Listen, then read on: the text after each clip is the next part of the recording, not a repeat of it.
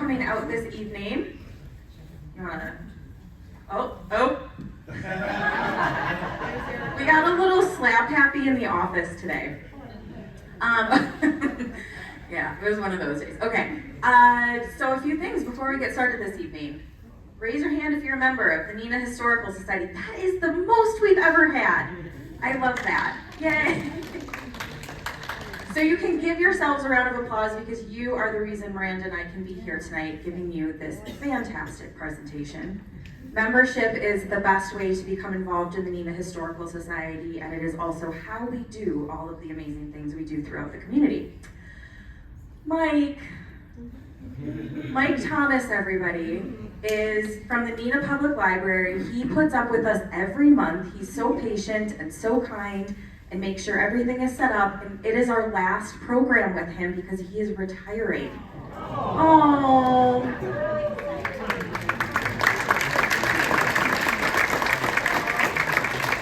We love Mike. We're very sad to see him go into retirement. We're hoping we can get him to volunteer with us. Just saying, just dropping that. Okay, so this is our last library program of the season, but that doesn't mean our programming is stopping. In fact, quite the opposite. So our exhibit, which Miranda will cover this evening, opens to the public on Monday, April 7th. It's gonna be really, really good, so please make sure you schedule some time to come and see what we've been up to. Our members only annual meeting is on Thursday, May 22nd. Family Day is Sunday, June 1st. This is a really fun open house type event. So we open up for 4 or 5 hours on a Sunday. We've got games, we've got snacks, everything's open for you to come see and experience, and it's just a really great day. So bring your family members, tell your friends, etc. And then our 40th annual cemetery walk is going to be Thursday, July 24th. And it will again be at the chapel in Oak Hill Cemetery. I love everyone taking pictures of this. You can also visit our Facebook page, Instagram, and website for more detailed information. Thank you for laughing at that. Okay, so I am really thrilled about tonight's presentation, mostly because I don't have to present it. Miranda Ridener joined us just about a year ago, and when she started at the Historical Society, she said, well, what are you thinking for the next exhibit? And I had been chewing on this idea of covering the childhood experience of what it was like to grow up in the city of Neenah. Who grew up in the city of Neenah? Yeah, so I bet we cover like a very wide span of time, right? And I bet there are things that are probably unique to every generation, but have stayed the same all the way through. And it's hard to capture the history of that many people over that breadth of time, right? So I was kicking this around to Miranda, and she said, oh, well, let's just do a history harvest. And I said, a what? And she said, yeah, it's a great way to capture oral histories and stories and memories. And I was kind of like, okay, that sounds like a lot of work. And it has been, but she has absolutely taken this project and ran with it. Who here has, I don't want to like spoilers, but who's participated in the History Harvest? Look around. Okay, so these are the people you're gonna want to watch out for. We're spilling your guts tonight. No, I'm just kidding. But it's been a really fantastic project, and we're so appreciative of everyone who has supported it in whatever way. So, with that, here's Miranda. This is her first time presenting at the library, so give her a very warm welcome. Let's get started with a Your Neenah story for the History Harvest here at the Neenah Historical Society. I am Miranda Ridener, and I'm going to ask that you give your name. My name is Peggy Angermeyer Mangan. Clarence Laney. My name is David Spencer Payne. Jim Carlson. I'm Bill Martin Krug. John A. Obi. I'm Sandra Farker, West Federsdale. Julie Owens. I am Judy Angermeyer. Okay, it's Mary Jane R. Van Altenhoven Vogt. Okay, I'm Paula Myers. My name is Bill Rice. My name is Nancy Kranvix, formerly Zoomer. Marie Butar-Berger. My name is Bob Plank. Joyce Scott Frazier. I'm Marjorie Bueller. Julianne Beck. Yeah, I'm Nancy Dekoff Cowling. Joan Helming. Well, my name is Stanley Meyer. Sure, my name is Timothy Chapa. My name is Daniel Wheeler. Well, I'm Miranda Ridener, and what you just heard were our oral history participants stating their name. That was how we began each oral history recording. What is the History Harvest? So, as Erica mentioned, as we closed the Sesquicentennial exhibit, we knew we had to have something else. So we started talking about it pretty early, based on my insistence of, I want to know what we're doing next. I want to know how I can pull things, how I can help. I was very excited. And she brought up the idea of childhood in Neenah, and how Neenah held some unique experiences. Well, Erica knew about those because she grew up here. I'm a transplant, born and raised Southern Indiana. Loving 20th winter this year. It's great, liking snow. First day of spring, it's wonderful. But I knew I was gonna have to play catch up. So glancing through our archives, we had a few scattered diaries and writings, but I wanted a larger idea of what growing up here in Neenah was like. I proposed a history harvest. In my educational training, many times we reflected on historical societies and museums going out to the community they serve to gather information. They digitized photographs to build their collection and give community members updated ways to remember their family. I had also done oral histories in the past and understood how much information could be gathered from a 1-hour conversation. Since Erica and I have limited hours, we decided it was best if we created multiple ways to get people engaged. We drafted the first questions and did a test run with some of our board members and their families. After we received their feedback on the types of questions we asked, we created the questions in the form today, and most of the participants answered that way. We still wanted that personal connection for those that wanted to commit time talking to us. The forms and oral histories ran from August to, technically we had a submission last week for a form, so still up. We had to make a bit of a cut on our oral histories, cut it off so we had time to build the exhibit content. I am hoping we can do more with this oral history project and the history harvest in general as we continue to build our repository. We were actually discussing it today, what options we could go forward with, and stay tuned for updates on that one. So the first run had a great turnout. We connected with over 40 individuals who took the time to answer our probing questions and share their experiences. So looking at our numbers, that number should have got updated. It's 22 form responses now. 3 emails with attached stories. We had at least 21 oral history participants with 22 oral history sessions. The numbers differ because some people came in together and some people came in multiple times. We were donated or loaned over 60 objects for our exhibit, and we have closer to 1,500 photos probably now. And the oral history recording encompassed 1,386 minutes, which, if you do the math, is just over 23 hours. So this presentation is not presenting each oral history start to finish. We'd be here for 23.1 hours, and that is not feasible. So,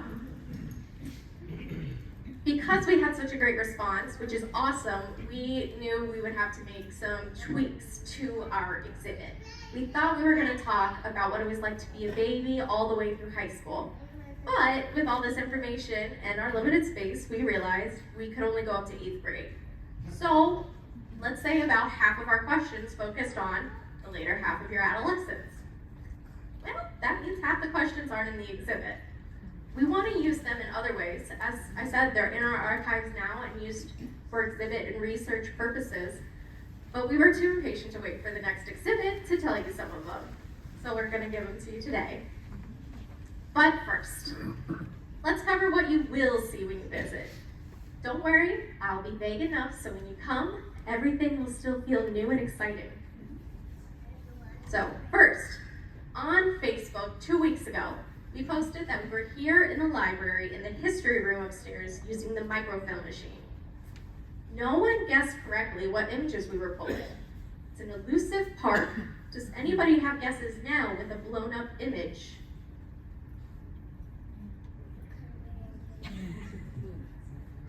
Crickets. Anybody want to take a guess? It's a park in the city of Neenah. What? Along the shore. It is along the shore. Kimberly Point, Fresh Air Park. So we have a Kimberly Point and a Fresh Air Park. Fresh Air Park is it. So, it was actually a camp before it became a park. It was a camp for kids to go out in the summer and have fresh air, hence the name. And what are these? Crayons, yes. It would have been completely silly of us if we did not talk about the sailing school here in Neenah. So you'll see that in our exhibit.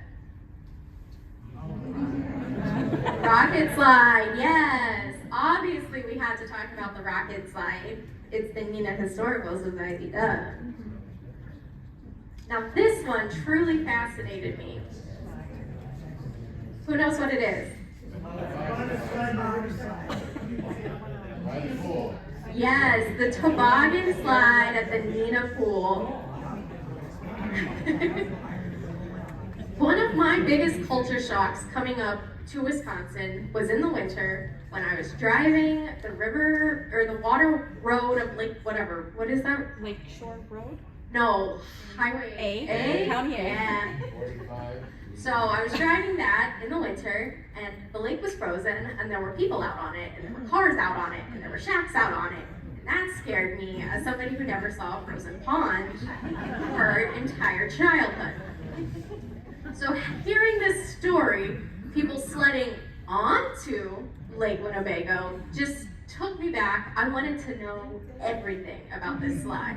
I wanted to know when it was built, who funded it, who wrote it, why they wrote it, how much it cost. I wanted everything. And because I was so focused on this nitty-gritty of it, we really developed our relationship with the Parks and Rec department. And they let us pick through their photos, and we are in the process of digitizing a box of photographs from them. Oh, that's another picture of it, just coming down. Now where's this? The Neenah pool. This photo was so funny to me when we found it. If you can't see, it says water temperature today 65. Normal. No. And then I just love this photo. I want to take a moment to appreciate how precious this one is. Does anybody want to guess what program she's getting a trophy at? I'll give you a hint, it's a Parks and Rec program.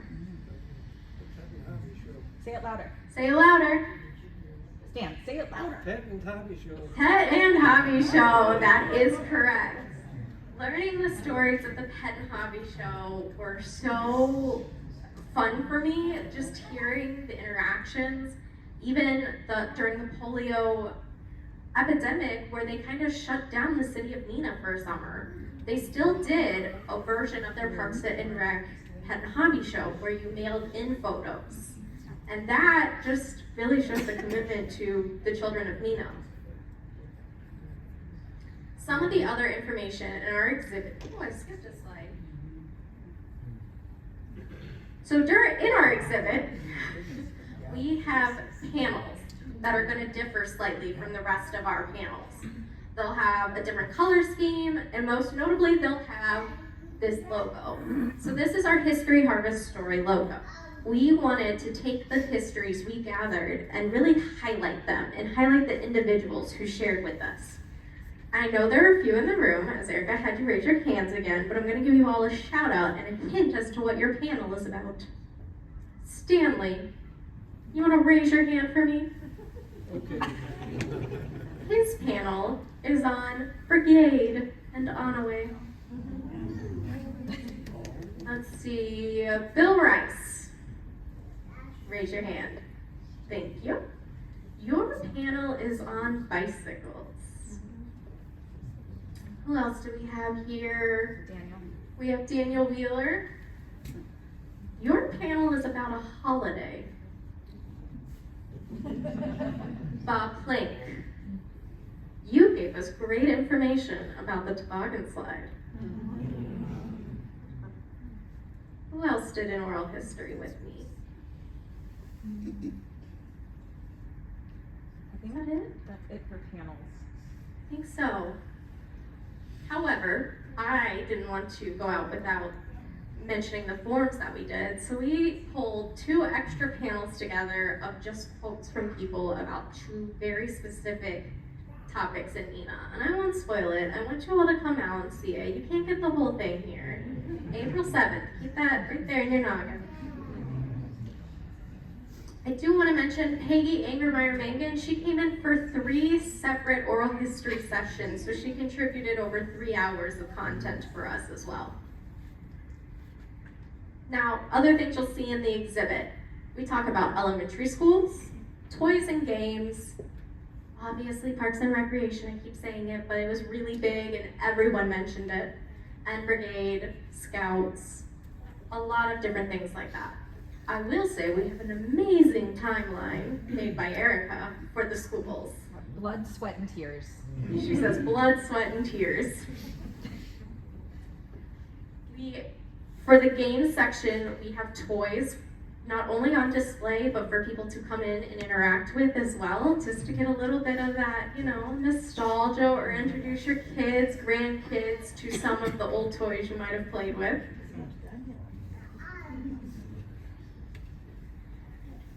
And with Brigade, I want to mention, since this is their 125th anniversary, we're very happy that we got to work with them.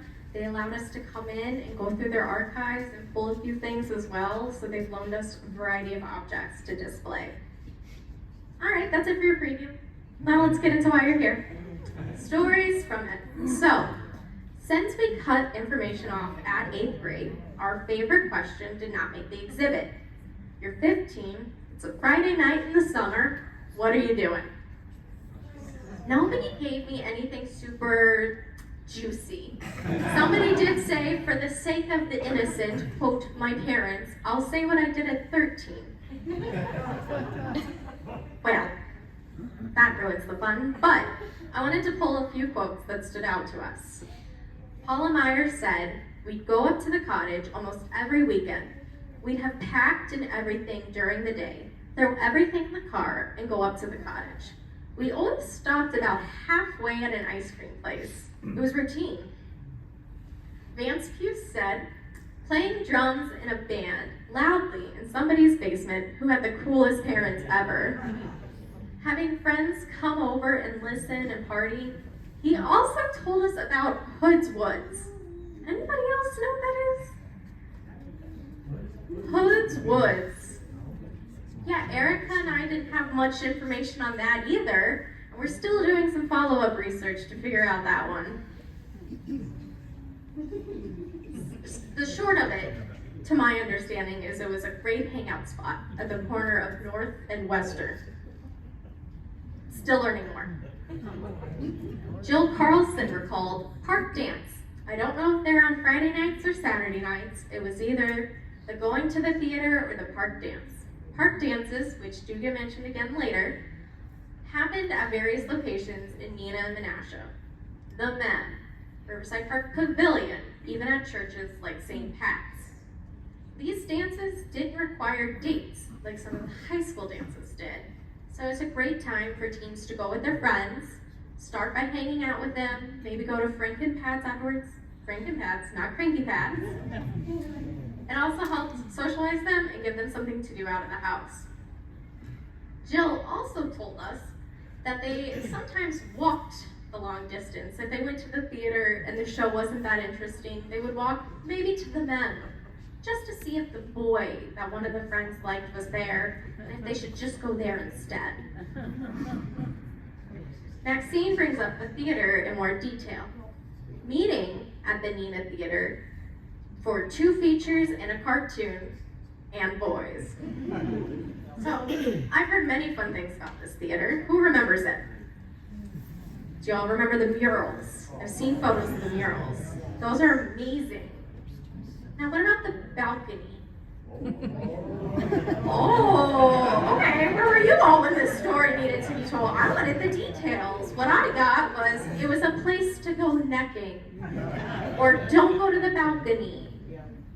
What happened at the balcony? You could smoke up there?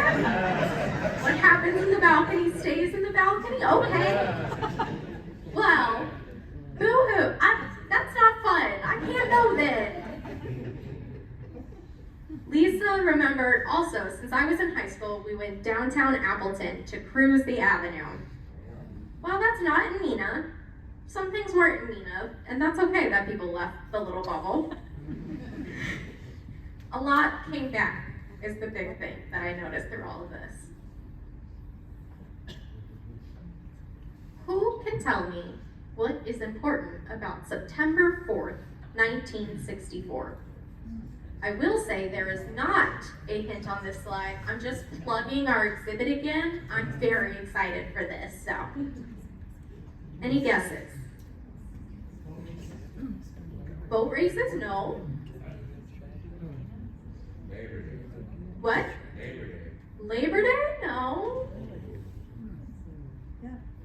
Okay. Ron, I bet you have a guess.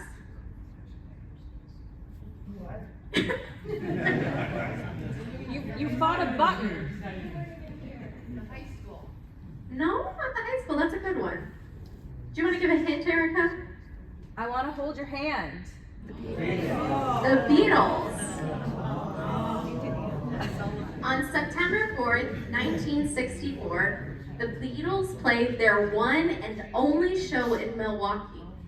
So these images are from the concert in the Milwaukee Arena. I really like the Beatles. Wait, who I was know. there? Raise your hand if you were there. I wonder where this story's going. I wonder. So I'm not bringing this up for the sake of trivia, but it was mentioned by people as a hobby, an interest, a fascination, and social impact. Julie Owens, raise your hand again. I knew I forgot somebody when I was saying who did the oral history here. Julie Owens reminded us of this historic moment for Wisconsin during her oral history. She recalled being a Beatlemaniac from the word go. Her quote here tells how impactful the Beatles were for her generation, that they brought in a portable TV to their confirmation class when the Beatles were on the Ed Sullivan Show. What a cross of the sacred and secular. Keeping the kids in confirmation just because the Beatles were on TV. I love it. Julie was also able to see the Beatles in concert twice, once being at the Milwaukee Arena. She went with a group of 7 from Neenah. Now I'm nervous, she's here to fact check me. At age 14, with no phone because of the 60s, she attended the concert. She noted that the screaming is just exactly what you would have gotten. And this clip is from a news station that was at the Milwaukee Arena.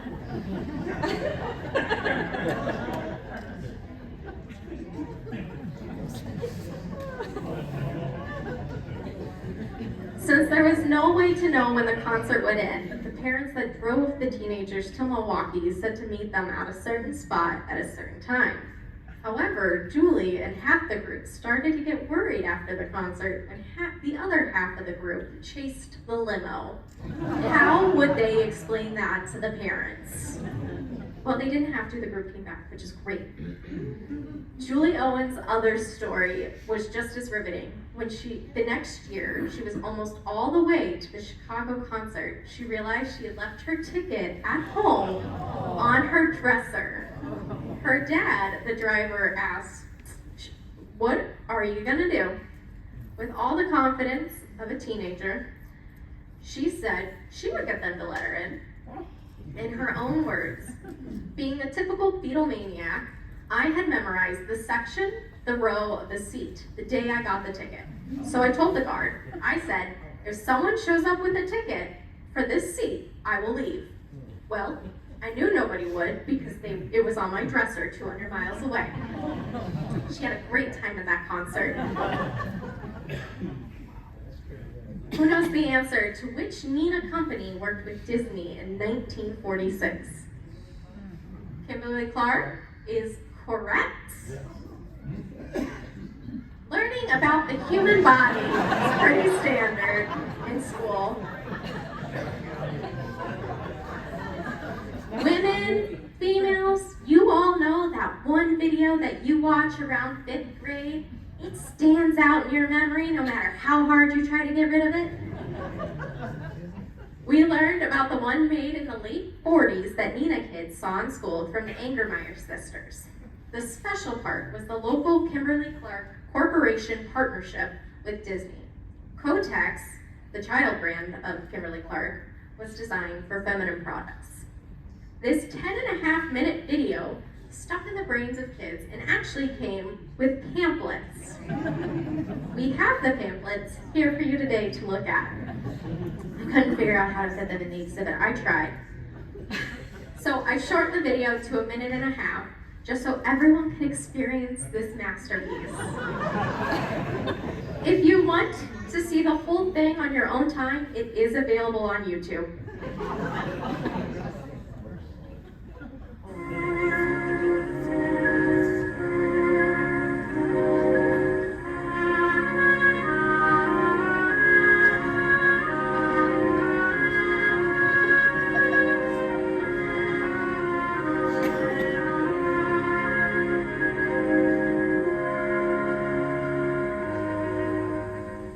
Why is nature always called Mother Nature? Perhaps it's because, like any mother, she quietly manages so much of our living without our ever realizing there's a woman at work. While there comes a time somewhere between the ages of 11 and 17, though about 13 is average, when the pituitary must turn part of its attention to maturing the body which it has grown. This calendar appears in an interesting booklet called Very Personally Yours. This booklet has been prepared to enlarge upon what you learned from this brief film. Among other things, the booklet explodes that old taboo against bathing during your period.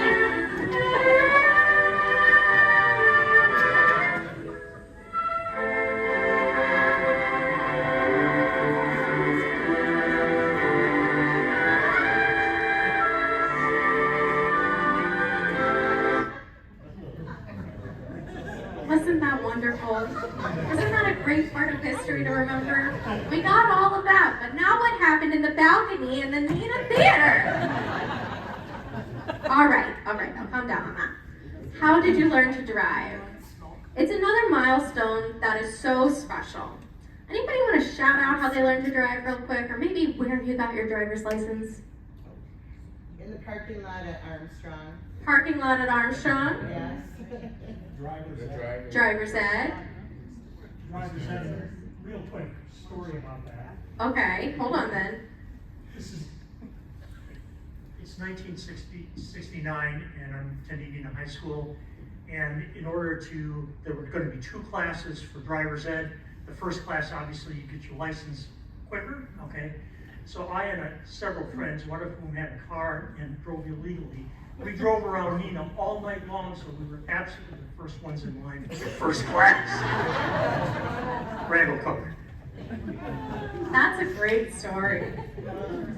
Now, I had to go to the DMV to get my license, but some of the stories told us that they just went to the police station, got an officer to hop in a car, drove him around a block, and signed off.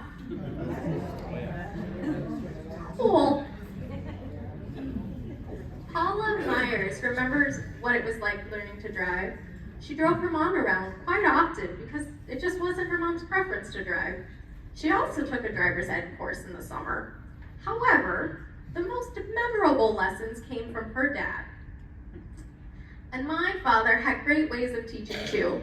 Not one of them was when the lake froze. When Winnebago froze, again with Winnebago, is we'd go out on the lake and Dad would bring sand along and say, okay, get it up to 20 miles an hour and slam on the brakes and see what happens with the car.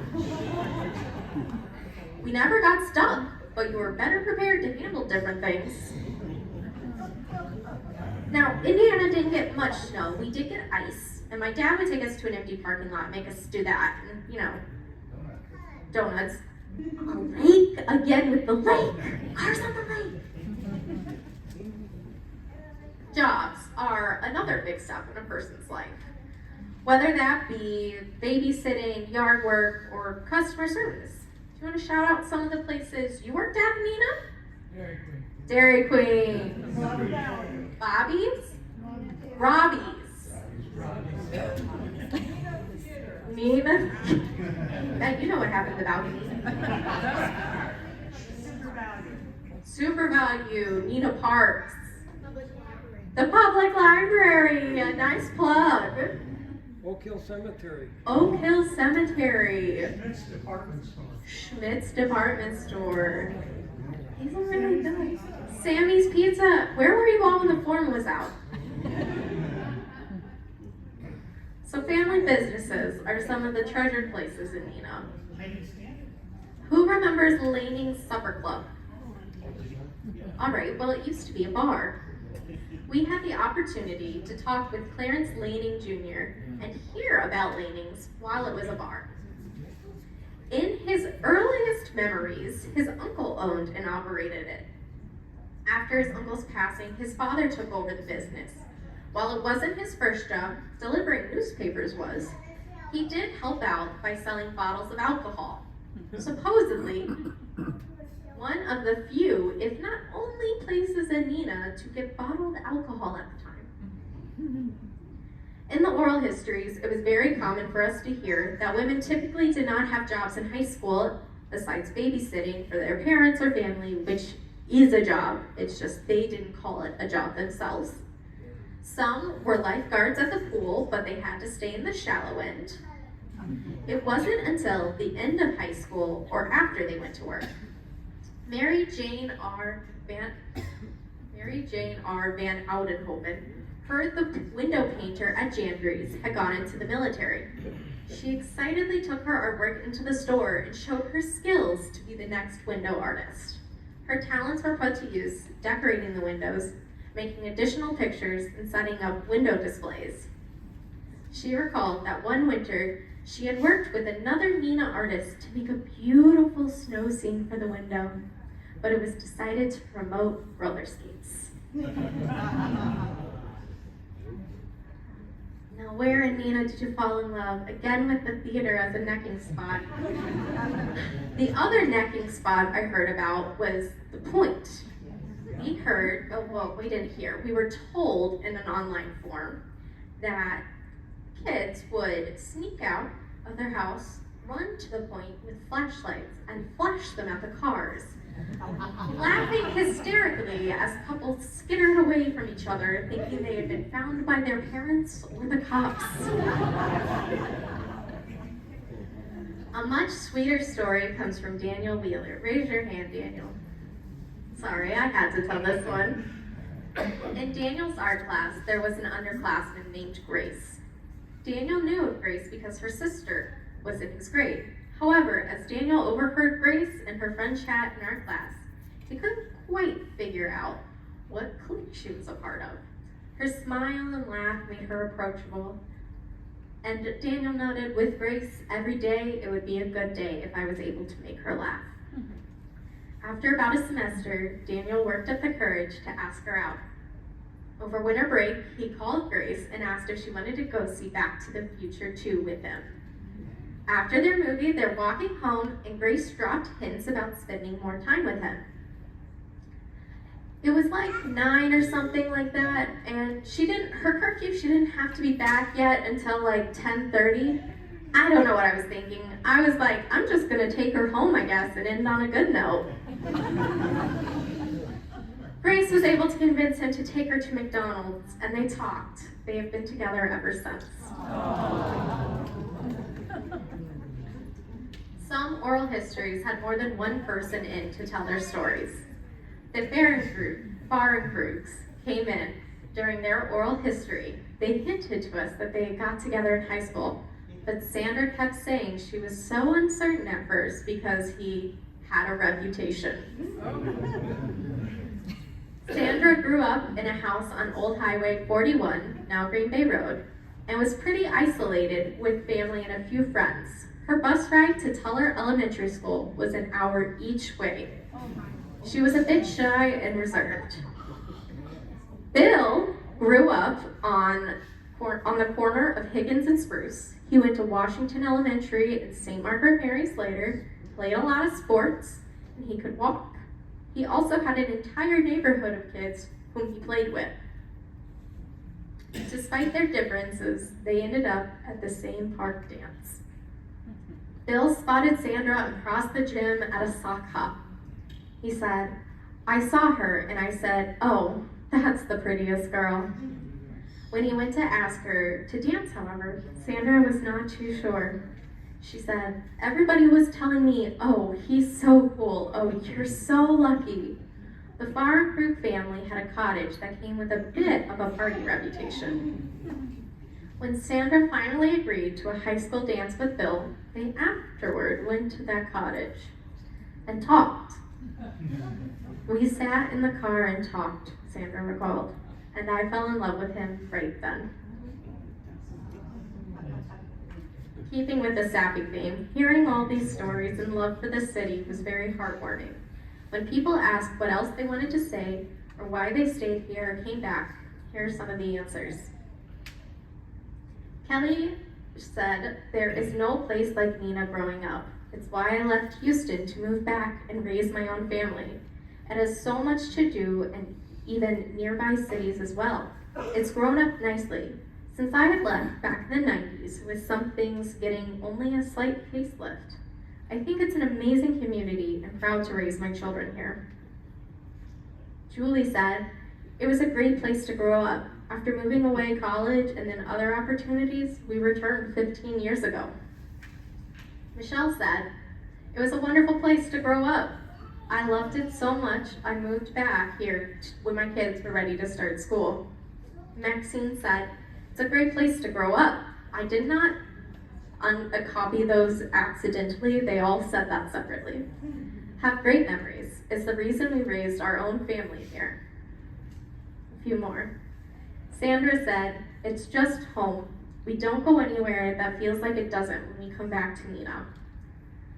Mary Jane Van Oudenhoven Vogt said, "Moved here when I was 3. My husband was transferred. We were a year in Ohio and we were transferred to another company in Canada. But there's no place, as far as I'm concerned, like Neenah." And Craig said, "Good and bad, the absolute best place to have grown up." Now that's all the stories I wanted to bring to you tonight. It was been truly a pleasure getting to know all these stories, and I can't wait to hear so many more, especially all the people that came here tonight with things to add. At that point, is there any questions I can answer? Yes. How long did the Disney-Kimberly-Clark relationship last? The question is, how long did the Disney and Kimberly-Clark relation last? Unfortunately, I don't have that answer. I know the video ran several years, and there's various iterations of the pamphlets dating 1946 and up to 1961 on this one in particular. So they worked together long enough for probably 20 years at least. Yes. So how was Neenah compared to where you grew up?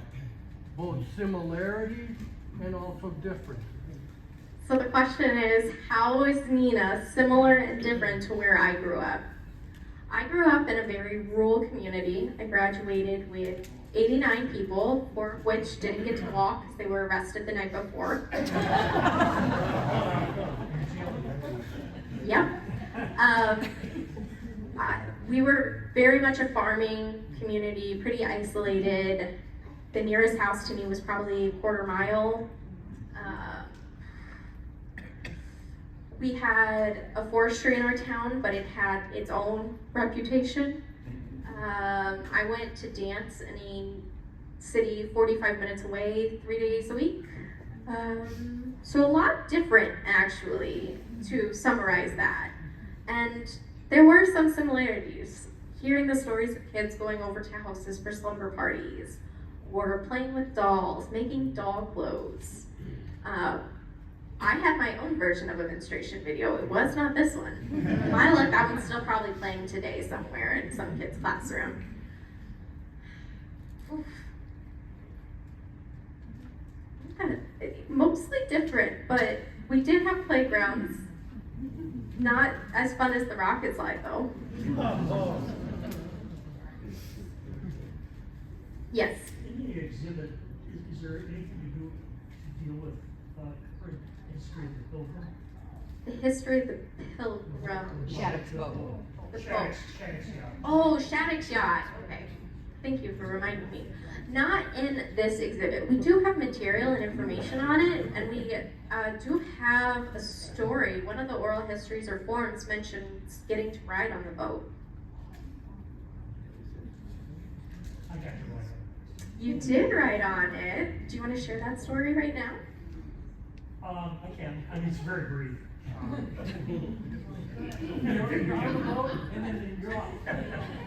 I don't recall why. I was probably 11, 12 years old. Something probably connection that my father had, who worked for Marathon at the time. At any rate, we got on board and went across to High Cliff, turned around and came back. We were allowed to wander around. I still remember being below deck. I was just very impressed, enamored with the whole thing. It was a very impressive vessel. Thank you. Yes. I remember that Mr. Shattuck, I think in the mid-1960s, would take the new Neenah Joint School District. Mr. Shattuck would take the new teachers to the Neenah schools out on the boat before school started. I think this was around the 1960s. Okay, one other thing, my husband worked for Kimberly Clark, and so we came up here for an interview. I interviewed with the Neenah schools. As soon as I started the interview, he said, "We can't hire you," because I was married. What year was that? Yes, you can add something about What year? 61. I believe. The question was what year, and that was 1961. I believe that the boat was commissioned, the Pilgrim, during World War II, and went around the upper Great Lakes during that time. In case that wasn't through, the boat was commissioned during World War II and went around the Great Lakes at the time. I want to add real fast on your story about the connections. We got to hear a lot about that. One of the oral history participants, David Payne, one of his first jobs was doing handyman jobs on some of the houses on the point because his dad knew somebody who needed work done and started at the Bergstrom Art Museum. Yes. Just curious for a picture of this boat or pilgrim. A picture of the boat. We have some on our Flickr page. So if you just search Flickr Neenah Historical Society into a search engine like Google, you'll find us, and then you can search in there for the Pilgrim. Yes. I'm a nurse, and I worked at Theater Park, and they always took the nurses out on the boat. That was something that they always did. They always invited all the nurses to go on the Pilgrim. What's your name? Carol says that all of the nurses at Theta Clark, making sure I'm saying it right, got to go out on the boat. Somebody else raise their hand over here? The boat was kept in Sturgeon Bay every winter, and the police chief still went up through the Fox Locks every fall and brought it back every spring. He said that the boat, the Pilgrim, will go up and be housed in the winter in Sturgeon Bay, and the chief, the police chief, Irving still went up to get it, right? We do, I know, just got a recent photo of the inside of the boat during this oral history harvest. We have a few others, but we have a lot, but I know we got one recently.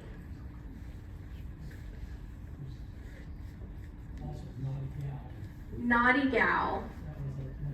Another boat? Yes, Daniel. I was wondering if you could expand on Jerome.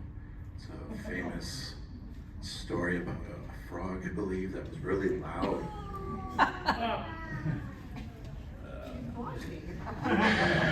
Oh, Jerome. So unfortunately, we don't have an audio clip of Jerome, right? I mean, it was like the 1920s, no. That doesn't mean there's not one out there, we just don't have it. True. But Sarah, you have more information on this story than I do. Would you like to come and share it?